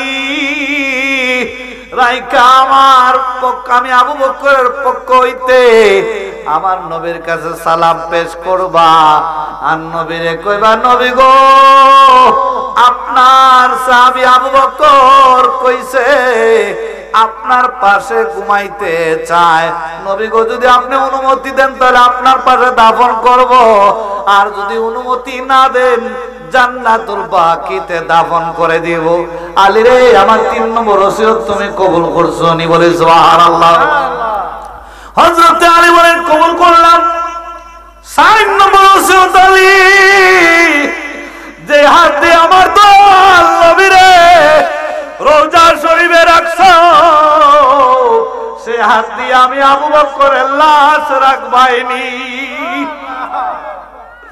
আমার বন্ধুরা, আমার ভাইরা, আলী বলেন, কবুল করলাম। সিদ্দিক আকবর দুনিয়ার থেকে বিদায় নিলেন। সিদ্দিক আকবর দুনিয়ার থেকে বিদায় দিলেন, ওসিয়ত মোতাবেক গোসল করাইলেন, কাফন পরিধান করায়া নবীজি রওজা মুবারকের সামনে নিয়ে রাখলেন। আরেকটা কথা ভুলে গিয়েছিলাম, সিদ্দিক আকবর বলেছিলেন, আলী, যখন আমার সালাম দিবা, তখন আমার সালাম যখন দিবা, যদি দেখো রওজা মুবারকের প্রথম গেটটা ঠাস করিয়া খুলিয়া গেছে, আর ভিতর থেকে যদি দেখো আওয়াজ আসে, তাহলে বুঝবা আমার নবীজি অনুমতি দিয়েছে। বলে না সুবহানাল্লাহ। আমার নবীর সাহাবী হযরত আলী ওসিয়ত অনুযায়ী সিদ্দিক আকবরের লাশ আমার নবীজির রওজা মুবারকের সামনে নিয়ে রাখা সালাম দেয়, নবী গো, নবী গো, ও মায়ের নবী, দয়ার নবী গো, আপনার সাহাবী, আপনার চিরদিনের বন্ধু আবু বকর আপনার সালাম দিছে। চিৎকার করে বলে আল্লাহু আকবার। ও মায়ের নবী গো, আবু বকর আপনারা সালাম দিছে, আর বলছে, গো নবী, আপনি যদি অনুমতি দেন আপনার পাশে আবু বকরের দাফন করতে, গো নবী, আর যদি অনুমতি না দেন জান্নাতুল বাকিতে দাফন করতে, ও মায়ের নবী, আপনার সাহাবীর সালাম আপনার নবী গ্রহণ করুন।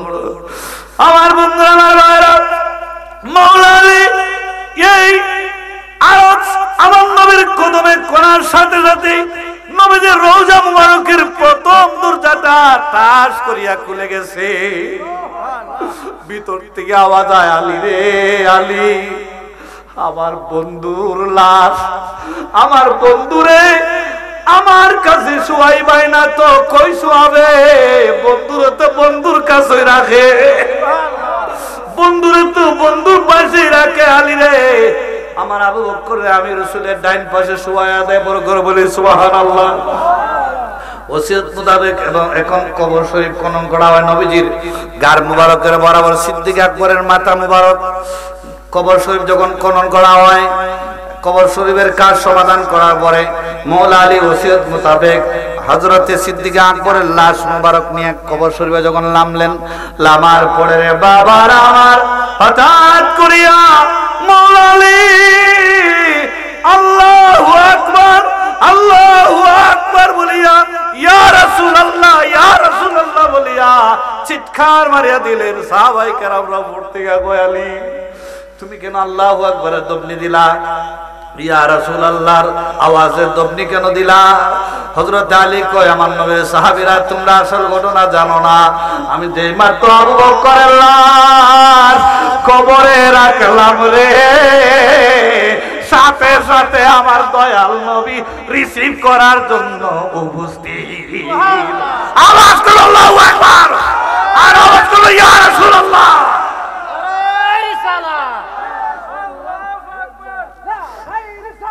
ইয়া রাসূলুল্লাহ, ইয়া রাসূলুল্লাহ দস্তগীর, ইয়া ওলি আল্লাহ, ইয়া আলী দস্তগীর। আমার বন্ধুরা, আমার ভাইয়েরা, রাসূলের ভালোবাসা যদি কারো সিনার ভিতরে থাকে দাম বাড়ে না কমে? বড় করে বলেন বাড়ে না কমে? আমার বন্ধুরা, আমার ভাইয়েরা, শুধু তাই না, শুধু তাই না, নবীর এক সাহাবী উহুদের যুদ্ধে কাফেরদের তীরের আঘাতে একটা চোখ কষিয়া গালের উপরে লটকিয়া রইল। গালের উপরে কি লটকিয়া রইল? আমার বন্ধুরা, আমার ভাইরা, ওই চোখ হাতে করে এই চোখ নিয়া আমার নবীর সামনে যায় উপস্থিত হয়। আমার নবীর সামনে যায় উপস্থিত হয়। আমার বন্ধুরা, আমার ভাইরা, আমার নবী বলেন তুমি কেন আমার কাছে এসেছো?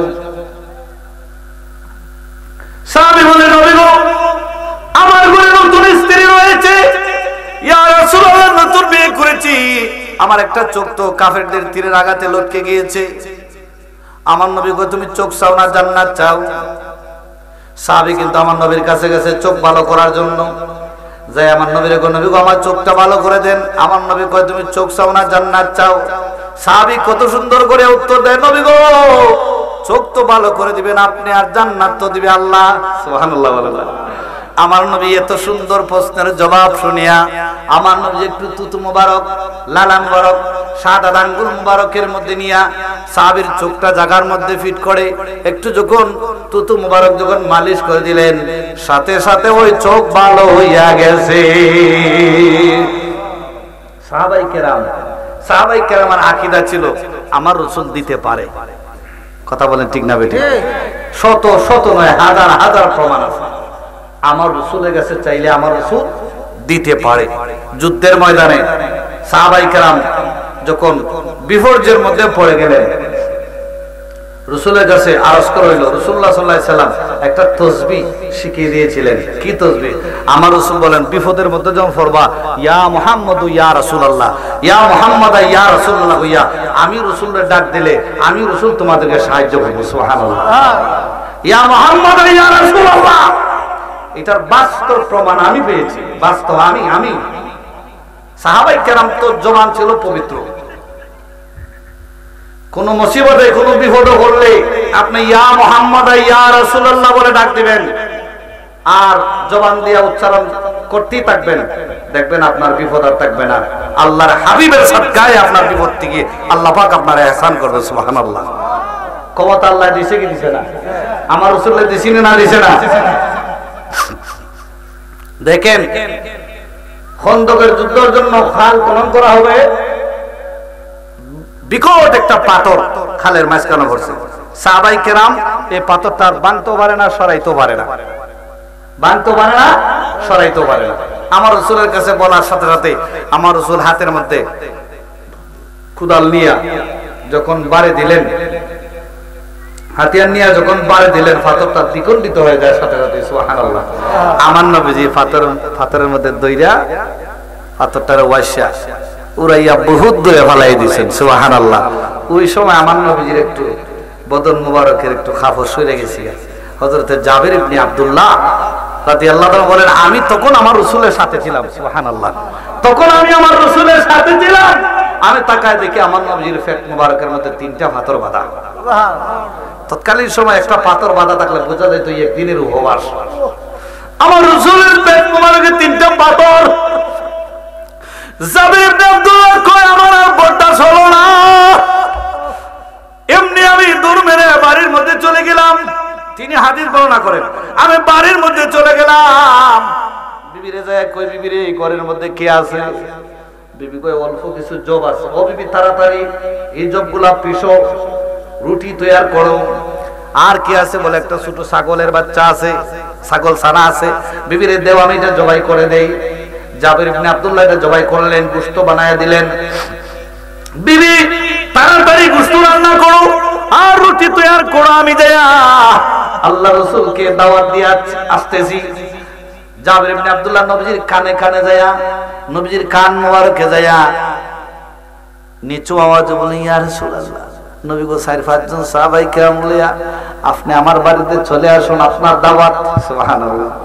আমার নবী কই, যাবে রে, যাবে রে, কি তৈরি করছো দাওয়াতের জন্য? বলে একটা ছোট ছাগলের বাচ্চা যেটা জবাই করেছি, অল্প কিছু জব আছিল, রুটি তৈরি করার জন্য আমার বিবিরে বলছি। আমার নবী উচ্চ আওয়াজে 1000 সাহাবায়ে কেরামের জামাতের মধ্যে আমার নবীজি এলান করে দিলেন, আমার সাহাবীরা তোমাদের ভাই জাবের তোমাদেরকে জিয়াফতের দাওয়াত করছেন। তোমাদের ভাই জাবের তোমাদেরকে জিয়াফতের দাওয়াত দিচ্ছে, তোমরা সবাই জাবেরের বাড়ি চলো। সুবহানাল্লাহ। এই খবর শুনিয়া নবীর সাহাবী জাবির ইবনে আব্দুল্লাহ দরমাইরা বাড়ির মধ্যে চলে যায়। যায় কয়, বিবিরে এবার সারা গেছে কি? বলে আমি তো নবীর অস্ত করলাম 4-5 জন লইয়া আসার জন্য, নবী তো সব সাহাবাইরা কইয়া দিছে। ও বিবি এখন কি করব? দেখেন বিবি কেমন বিবি। বিবি কয়, স্বামী গো দাওয়াতটা আমার নবী দিবেন, আপনি দিবেন। বলে আমার নবীজি নিজের জবান মোবারক দ্বারা বলছে। বিবি কয়, আমার নবী যদি বইলা তাকে, আমার নবী ওই ভালো জানে কেমনে খাওয়াইবো। বড় করে বলে সুবহানাল্লাহ। একটু দরুদ শরীফ, আল্লাহুম্মা সাল্লি আলা সাইয়্যিদিনা মুহাম্মাদ ওয়া আলা আলি সাইয়্যিদিনা মাওলানা মুহাম্মদ। বন্ধুরা ভাইরা, এবার এদিকে আরেকটা ঘটনা ঘটে গেল। জাবির ইবনে আব্দুল্লাহ রাদিয়াল্লাহু তাআলা আনহুর 2 ছেলে ছিল। বড় ভাই ছোট ভাইরে বাবা কিভাবে ছাগল জবাই করছে প্র্যাকটিক্যাল শিক্ষা দিতে যায়। ছোট ভাইরে জবাই করে ফালাইছে, জবাই করে ফালাইছে। জবাই করে তো বিপদে পড়ে গেছে। হায় আমি কি করলাম? বাবা মায়ের বয়ে, বাবা মানি মারে, এই বয়ে সাদের উপর থেকে সেও বয়ে পড়ে যায়, লাফ দিয়ে পড়ে যায়, সেও মারা যায়। এখন 2 ছেলে মারা গেল জাবেরের। এদিকে আমার নবী 1000 সাহাবায়ে কেরাম লয়ে আসতেছে জাবেরের বাড়ির দাওয়াত অনুষ্ঠান। ওই দিকে ঘরের মধ্যে 2টা ছেলের লাশ চাদর দিয়া ঢাকা। কত ইমানের পরীক্ষা দেখেন। নবীর কি এমনি নবীর ভালোবাসা হয়, ইমানের পরীক্ষা দেখেন কি পরীক্ষা শুরু হয়ে গেছে।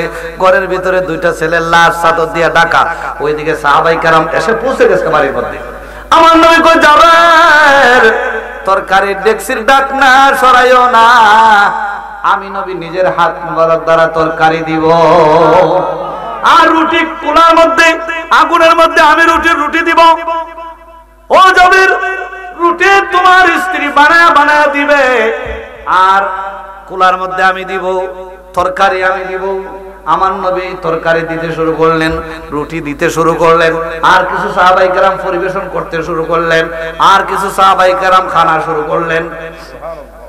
খাইতে খাইতে খাইতে খাইতে 1000 সাহাবায়ে কেরাম পেট ভরে খানা খাইলেন। আমার নবী কয়, সাহাবীরা রে, গোশত খাইছো ভালো কথা, আটটি সাবাইয়া ভাঙ্গিও না, আটটিগুলা একত্রে এক জায়গায় রাখিও, আটটি ভাঙ্গো না। 1000 সাহাবায়ে কেরাম খাওয়ার পরে এবার আমার নবী বলে, যাবের তুমিও খাও, আমি রাসূলও খাই। বলে না সুবহানাল্লাহ। তোমার বিবিদেরকে, তোমার ঘরের যারা আছে তাদেরকে খানা পরিবেশন করো। ওইদিকে আল্লাহ জিবরাইল কয়, জিবরাইল আমার বন্ধুর কাছে যা, তাই আমার বন্ধু রেখো, আমার বন্ধু খানা খাওয়ার সময় যেন যাবে দুই ছেলে লিয়া খানা খায়। বড় করে কন্যা সুবহানাল্লাহ। জিব্রাইল তো ইয়ালান খান দেয়া গেছে নবীর আগে দই। এখন আমার নবী যাবে, তোমার না দুইটা ছেলে আছে এরা কই? এদের কি নিয়ে আসো, এদের কি নিয়ে আমি রাসূল খানা খাই। সুবহানাল্লাহ। যাবের তো কয় এরা ঘুমায় গেছে। নবী গো এরা ঘুমাও, আপনি খাই না। আমার নবী না, আল্লাহ তো কইছে বন্ধু এরা না লইয়া খাইও না। আল্লাহর কথার মধ্যে হিকমত আছে না? আমার রাসূলে কয় না যাবে, তোমার ছেলেদেরকে নিয়ে আসো।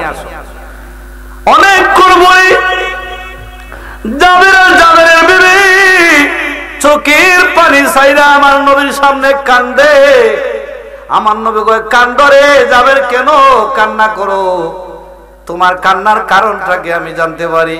কয় নবী গো এইভাবে আমার দুই ছেলে দুনিয়ার থেকে বিদায় নিয়েছে, আপনি নবীরে দাওয়াত করেছে, আপনার রাহমাতুল লিল আলামিন, আপনার দাওয়াতের মধ্যে যদি ব্যাঘাত ঘটে যায় এই চিন্তা করিয়া আমি ধৈর্যহারা হই নাই, দুই ছেলের লাশ করে রাখিয়া ও আপনার সাহাবায়ে কেরাম ও আপনার নবীরে ইন্তজাম করেছি।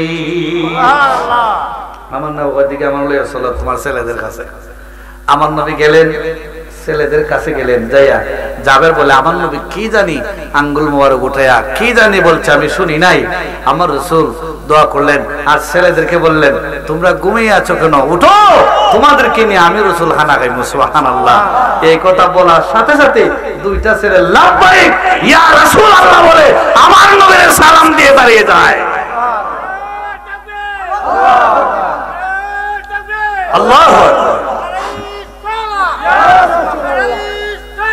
আমার বন্ধুরা, আমার নবী মরা মানুষ জিন্দা করতে পারেন না ভালো। এবার আমার নবী দুই ছেলেকে নিয়ে খানা খাইলেন। খানা খাওয়ার পরে আমার নবী বলে যাবে তুমি যে জব পিসছিলাই রুটি বানানোর জন্য, তোমার এই জব আটা এগুলি তুমি নেও, তোমার যে ছাগল জবাই করছিলাই, যে তরকারি রান্না করেছিলাই এই তরকারি তুমি নেও। জাবির ইবনে আব্দুল্লাহ বলে আমি যাইয়া দেখি যে তরকারি রান্না করেছিলাম তরকারির জায়গা তরকারি আছে, রুটির জায়গা রুটি আছে। তাহলে 1000 সাহাবায়ে কেরাম কেমনে খাইলো? আমার নবী কয় যাবে আজকে তোমার দাওয়াতে আমি রাসূল আমার 1000 সাহাবায়ে কেরামদেরকে জান্নাতি খানা খাওয়াইছি। এখন আমার নবী কয় অজাবের যত আড্ডি আছে এটা সব আনো। আমি রাসূলের সামনে সব আড্ডিগুলো একত্র করা হইল।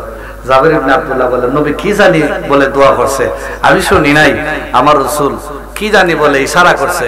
জাবির ইবনে আব্দুল্লাহ বলে আমি শুনি নাই। নবীজি ইশারা করার সাথে সাথেই খান যারা দিতে দিতে যে ছাগল জাবির ইবনে আব্দুল্লাহ জবাই করেছিলেন এই ছাগল বড় করে বলে না সুবহানাল্লাহ, এই ছাগল আড্ডির থেকে ছাগল হয়ে গেছে, বলি না সুবহানাল্লাহ। এটা বিশ্বাস করার নাম হইছিল ঈমান। আমার রাসূলের ক্ষমতা আসেনি না নাই? আর দেখেন না কথা তো কথা বাইরে যায় না। হযরত সালমান ফারসি রাদিয়াল্লাহু মুরব্বি সাহাবী, তো তিনি মুরব্বি সাহাবী, তিনি এক ইহুদির ঘরের গোলাম ছিলেন। তো বারংবার ইহুদিরে বলে আপনি আমাকে আজাদ করে দেন, বাকি জীবনটা আমি রাসূলের খেদমতে কাটাইতে চাই। ইহুদি ছাড়ে না। বলতে বলতে একদম না ইহুদি একটা শর্ত দিল, সালমান আচ্ছা ঠিক আছে তোমার আমি মুক্ত করে দিব, আজাদ করে দিব, একটা শর্ত আছে আমার। বলে কি তা? বলে তুমি আমারে 600 দিনার নগদ দিব আর আমি কিছু খাজুরের বিচি দিব। ওই খাজুরের বিচি মাটির মধ্যে রোপণ করা হইব, সাথে সাথে গাছ হইব, খাজুর দৌড়বো ফাঁকবো, আমি সাথে সাথে খাইবো, তাহলে তুমি মুক্তি পাইবাই। শর্তটা কি তা মনে করছো? খুব সহজ, খুব সহজ নেই। আসেননি এখানে এরকম কোন কোন ব্যক্তি বর্তমানে কোন আমরা যারা পীর মাশায়েখ যারা আমরা মাঠে ময়দানে খেদমত করি, লাখের মধ্যে রকম পাওয়া যাইব নি? হ্যাঁ, পাওয়া গেল তো ক্ষমতা দেখানো সম্ভব হইতো না। সালমান ফারসি কইন হায় হায় চাইছিলাম বাকি জীবনটা রাসূলের খেদমত হারাইব, এই দুষ্ট ইহুদির কারণে আর মনে হয় আমার নসিব হইতো না নবীর খেদমত। মনটা খারাপ করে আমার রাসূলের কাছে গেছেন। আমার রাসূল সালমান তোমার মন কে লিয়ে খারাপ? বলে নবী গো আপনার খেদমতে বাকি জীবন থাকতাম চাই, কিন্তু ইহুদি আমার এমন শর্ত দিল, আমি তো আর সম্ভব না কোনোদিন আওয়া। বলে কিতা? বলে 600 দিনার নগদ দিতাম। নবী গো এটা আচ্ছা ব্যবস্থা করে আমি কষ্ট করে দিলাম না, সম্ভব, কিন্তু দ্বিতীয় শর্তটা তো আমি আমার পক্ষে সম্ভব। বলে কিতা? বলে খাজুরের কিছু বিচি দিব, সাথে সাথে গাছ জমিন রোপণ করুন, গাছ হইতো, খাজুর ধরতো, খাজুর ফাঁকতো, খাজুর খাইব, তাহলে আমি মুক্তি পাইব। নবী বলেন সালমান ফার্সি এটার লেগে বুঝি তোমার মন খারাপ? বলে জি ইয়া রাসূলুল্লাহ। বলে সালমান চিন্তার কারণ না, আমি রাসূল তো আছি, আমি রাসূল তো আছি, চিন্তার তো কোনো কারণ নাই। যাও তোমার ইহুদিকে বলো বিচি দেওয়ার জন্য। আল খাসাইসুল কুবরা মধ্যে ইমাম জালালউদ্দিন আস-সুয়ুতি আলাইহি রহমা ঘটনাটা খুব সুন্দর করে আনছেন। ইহুদি কিছু বিচি দিল, এই বিচি গুলা যে দিছে আবার বাজ্জা দিছে আগুনের মধ্যে, কুলা বাজ্জা দিছে যাতে আর জীবনে এটাইতে কোনো গাছ না তুলন যায়, গাছ যাতে না একবার বাজ্জা দিছে। আচ্ছা যে গাছ উঠাইতে পারে, বাজাও আর খাসাওই হোক, যে উঠাইতে পারে তার সাথে কি বাজার খাসার কোনো ব্যাপার আছে? বিচিগুলা আগুন দিয়া বাইজা দিছে। সালমান ফার্সি বিচিগুলা আমার নবীর কাছে যখন নিয়ে আসলেন, আমার নবী দেখেন বিচিগুলা বাজা। আমার নবী কয় সালমান রে, ইহুদি বীজ দিল তো দিল, ওই বীজগুলা আগুন দিয়া বাইজা দিছে, আচ্ছা যাও অসুবিধা নাই। আমার নবী কয় সালমান, ও সালমান ফার্সি শুনো। আর হযরতে আলীকে আমার নবী ডাক দিলেন, আলী তুমি গর্ত কুতবা, কি করবা? গর্ত কুতবা, আর আমি রাসূল বিচি রোপণ করব। আর সালমান ফার্সিরা বললেন তুমি পিছন দিক দিয়া পানি দিবা। পানি কি দিবা? পানি। বীজ যতক্ষণ পর্যন্ত রোপণ করা শেষ না হবে পিছনের দিকে কেউ তাকায়ও না। সুবহানাল্লাহ। আলী গর্ত কুদেন আর আমার রাসূল বিচি রোপণ করেন, আর সালমান ফার্সি পিছন দিক দিয়ে পানি দেন। পানি দিতে দিতে যখন বীজ রোপণ করা শেষ হয়ে গেল গা, আমার নবী কয় আলী সালমান এবার পিছনের দিকে তাকাও।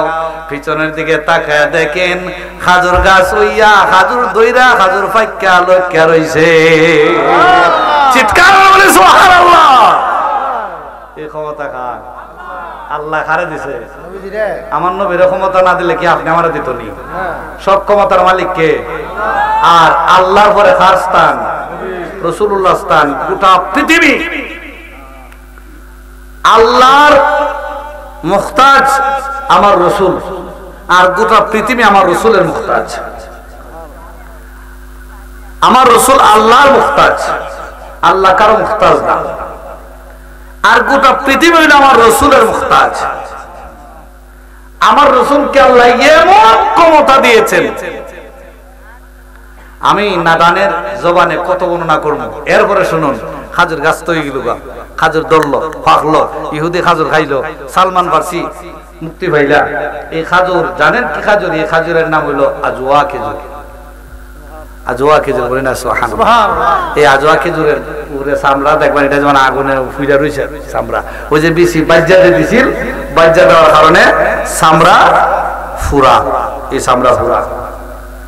আজওয়া খেজুরের এত ফজিলত, যদি আজওয়া খেজুর দৈনিক যদি কেউ 4টা-5টা খেজুর খায় নিয়মিত, যদি আজওয়া খেজুর অনেক দামি ফজিলত খইমো, আর আপনারা তো খাওয়াইতাম পারতাম না। এই খেজুর যদি নিয়মিত কেউ খায় তার শরীরের মধ্যে বিষের প্রভাব বিস্তার লাভ করবে না। আরো অনেক ফজিলত আছে, কিন্তু খেজুরটা অনেক দাম বেশি, আর অরিজিনাল খেজুরটা পাওয়া যায় না সবসময় আমাদের দেশে।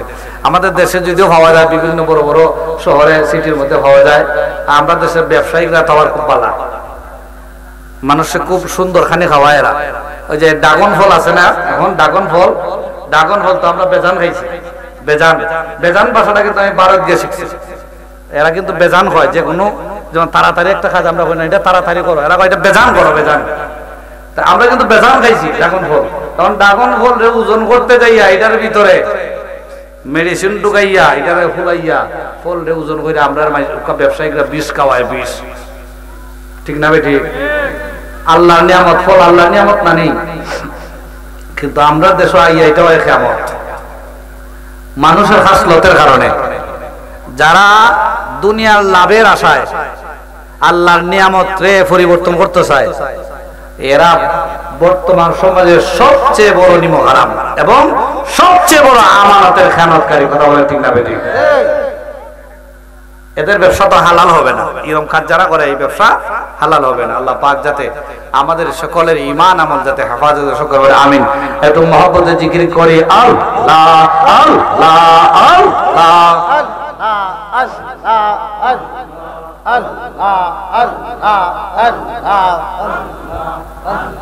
মহব্বতে মহব্বতে এই আওয়াজ মানি না। আল্লাহ আল্লাহ আল্লাহ আল্লাহ। হ্যাঁ লইও আল্লাহ আল্লাহ। নবী নবী কইরা আমার ঘুমাসে না নয়নে, আমাকে ভুলি বাইগো নবীজি কেমনে। মারহাবা আল্লাহ আল্লাহ।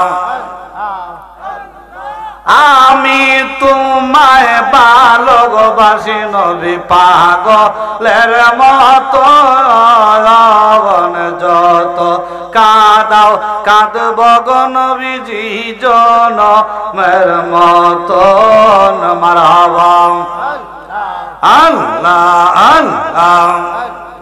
দূরে যদি দাও গো চলে নবী যাইব জিহাদি কার কাছে, দূরে যদি দাও গো চলে নবী যাইব জিহাদি কার কাছে, আমাকে বলি বাইগো নবীজি কেমনে। মারহাবা আল্লাহ আল্লাহ। তোমার প্রেমে পুইরা গো পুইরা অন্তর হইল ছায়, তোমার প্রেমে কাদিয়া কাদিয়া রজনী পোহাই। মারহাবা আল্লাহ আল্লাহ মারহাবা। এলাকার মানুষ যাই যাই বল সারবনা নবী গো তোমারে, এলাকার মানুষ যাই যাই বল সারবনা প্রেম জীবনে, আমাকে বলি বাইগো নবীজি কেমনে। মারহাবা আল্লাহ আল্লাহ আল্লাহ আল্লাহ। লাহার মানুষের জিকির এরকম না। আল্লাহ আল্লাহ। আমার মুর্শিদ কেন বুঝে না রে, তারে আমরা কতই ভালোবাসি। মারহাবা আল্লাহ আল্লাহ আল্লাহ। আমার মুর্শিদ কেন বুঝে না রে, তারে আমরা কতই ভালোবাসি। মারহাবা আল্লাহ। আমার ভাইজানকে বসায় আলোচনা করব না, একটা অনুরোধ করে যাব। আজকের মাহফিলে আমি গুনাহগার আসতে পেরেছি, আমার ভাইজানও আসছেন। এই সমুদ্র দিয়া নদীতে কিন্তু আমি কিন্তু নৌকায় চড়তাম পারি না, ভয় লাগে। সুন্নিয়তের খাতিরে তো আসতে হয়। আমি তো চতুর্দিক দিয়ে খালি পানি আর পানি দেখি। আমার দ্বারা আমার ছেলে একলা আছে আলামিন, বুঝি তুই বাবা আমার ধরে বই থাক। জানি না আমার ভাই জানা গেছে কেমন লাগছে। তো এত দূরে প্রোগ্রামে আসার একটাই কারণ হলো সুন্নিয়ত। সুন্নিয়তের উদ্দেশ্যে আমাদের আশা, আমাদের বসা, আপনাদেরকে কিছু তাকরীর শোনানো। আমি একটা অনুরোধ করে যাচ্ছি। আমি তো কিছু ওয়াশ করছি, পানিশমেন্ট দিছি। এই কুখ্যাত মালাউন ইসরায়েলি এজেন্ট আকরামুজ্জামানকে ওয়াশ করার জন্য আমি আমার ভাইজানের কাছে কিছু অনুরোধ করে গেলাম। আপনারা লাখাইবাসী, হে আরো কি কইছে জানেন? হে বলছে যে আমরা যে রসুলের নূর নূর বলি, আল্লাহ রসুল নূর নামাটি, নূর নামাটি। ইয়ে কইছে যারা নবীরে কই নূর, এই নূরের নবীটারে আমরা তালাক দিলাম, এরার দিলাম। বড় করে বলি না নাউজুবিল্লাহ। এই মালা উনরে কতল করা ওয়াজিব। কতল করা কি ওয়াজিব? তাফসীর হুবায় এটাতে আলহামদুলিল্লাহ আমরা নবী আমরা দিয়া লাইছি, তারা আমরা নবীর উম্মত। হ্যাঁ দেখেন এখানে আরেকটা সুন্দর একটা বয়ান বাইরেছে, সুন্দর একটা বয়ান বাড়িছে। এরা আসলে আমার রাসূলের উম্মত না। এই যখন আমরা নবীরা আমরা দেলাইছে, আলহামদুলিল্লাহ আমরা রাসূল আমরা গ্রহণ করছি, আমরা গ্রহণ করছি। আর এই বাক্য দ্বারা প্রমাণ হইছে হে মুহাম্মদুর রাসূলুল্লাহ সাল্লাল্লাহু আলাইহি ওয়াসাল্লামের উম্মত না। আওয়াজ করে বলেন ঠিক কিনা? আল্লাহ পাক রব্বুল আলামিন যেন আজকের মাহফিল কবুল এবং মঞ্জুর করে সকলে বলে আমিন। আজকের মাহফিলে আমি গুনাহগার আসলাম, আমার ভাইজানকে সাথে নিয়ে মুক্ত হস্তে 1 মিনিট একটু হক আদায় করার জন্য একটু দোয়া করি। আজকের মাহফিল জানে কার জীবনের শেষ মাহফিল হয়ে যায়। আস্তাগফিরুল্লাহ ইন্নাল্লাহা গাফুরুর রহিম। আল্লাহুম্মা আমিন। আল্লাহুম্মা আমিন। আলহামদুলিল্লাহি রাব্বিল আলামিন। আসসালাতু ওয়াসসালামু আলাইকা ইয়া রাসূলুল্লাহ ওয়া আলা আলিকা ওয়া সাহবিকা ইয়া হাবিবাল্লাহ। আল্লাহ আজকের মাহফিল কবুল আর মঞ্জুর করিয়া নাও। আল্লাহ আজকের মাহফিলকে উসিলা করে আমাদের সকলের জীবনের গুনাহ খাতা মাফ করে দাও। আমরা আব্বা আম্মারে মাফ করে দাও। আল্লাহ এই গ্রামের যত মুমিন মুমিনাত, মুসলিমিন মুসলিমাত অন্ধকার কবরে, আল্লাহ তামামের কবরে জান্নাতুল উচ্চ মাকাম কবুল ফরমাও। আল্লাহ আমি গুনাহগার, আল্লাহ তাআলা দুইটা হাত উঠায় দোয়া করে দিলাম, আল্লাহ এই গ্রামে যাতে একটা সুন্নি প্রতিষ্ঠান হয়, আল্লাহ তুমি সেই তৌফিক এনায়েত করিও মাওলা। আল্লাহ আমার ভাইজানের হায়াতে বরকত দিও আল্লাহ।